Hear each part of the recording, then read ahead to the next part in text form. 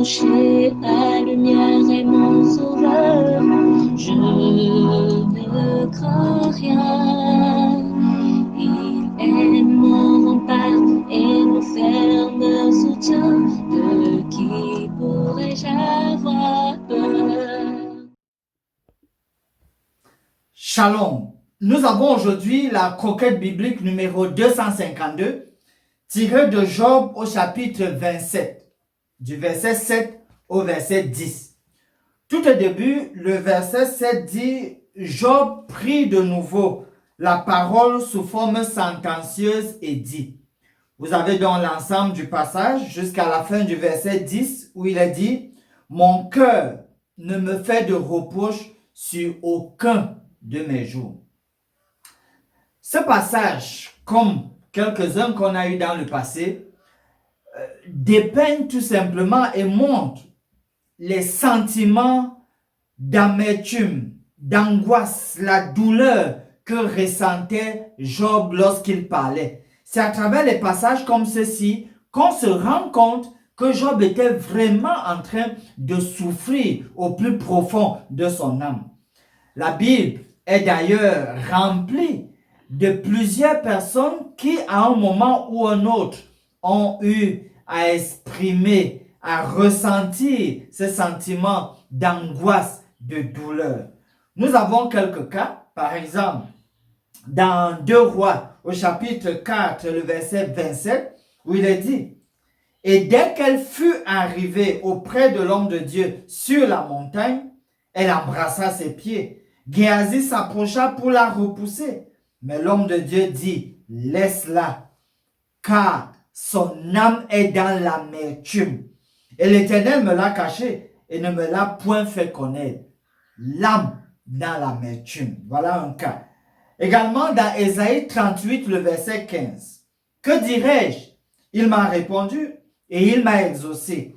Je marcherai humblement jusqu'au terme de mes années après avoir été ainsi affligé. Voilà cet autre cas. Il a été affligé, le cœur dans l'affliction.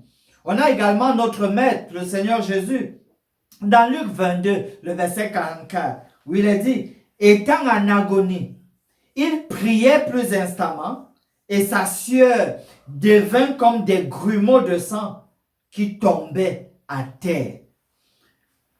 Nous voyons donc qu'il est difficile de trouver des patients qui n'expérimentent pas le sentiment d'angoisse, d'amertume dans le cœur. C'est très très rare.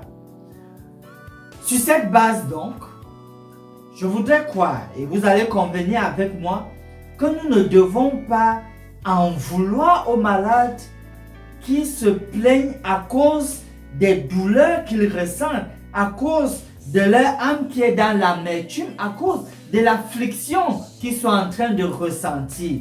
Nous ne devons pas leur en vouloir. Au contraire, le mieux serait d'utiliser des paroles d'encouragement à leur endroit. Ainsi, en guise de promesse, dans le psaume 69, verset 3 ou 4 selon vos versions, il est dit « Je m'épuise à crier, mon gosier se dessèche, mes yeux se consument, tandis que je regarde vers mon Dieu. » Regardez la scène. Il a les yeux sur Dieu et vous, c'est ce que vous faites depuis à travers vos moments de prière. Vous gardez vos yeux sur Dieu, mais malgré, en dépit, avec tout cela, le gosier se dessèche. Vous criez et ça vous épuise et les yeux même se consument. Je pense qu'il est mieux de toujours garder les yeux vers Dieu malgré toute cette douleur qu'il voit d'ailleurs, malgré tout cet épuisement, malgré le dessèchement qu'il voit, malgré les yeux qui se dessèchent, qui se consument, il voit tout cela, que vos yeux restent toujours fixés sur Dieu, l'auteur et le consommateur de votre foi. Soyez encouragés.